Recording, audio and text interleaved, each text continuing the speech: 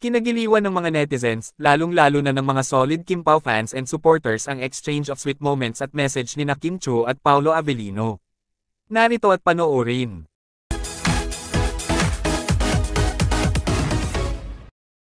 Sobrang saya nga ng mga solid Kim Pao fans nang mag-post sa social media at nagpakita ng exchange of sweet moment at message sina Kim Chiu at Paolo Avellino. Tapos na ba?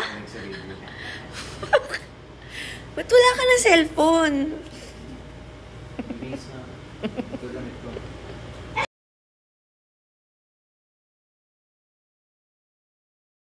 Ayon nga sa mga netizens na mukhang naghahanda na sina Kimi at Daddy Paolo para sa shooting ng kanilang upcoming debut movie, na My Love Will Make You Disappear, na paniguradong sure blockbuster hit sa takilya. Kayo, anong masasabi nyo tungkol dito? Just comment down below.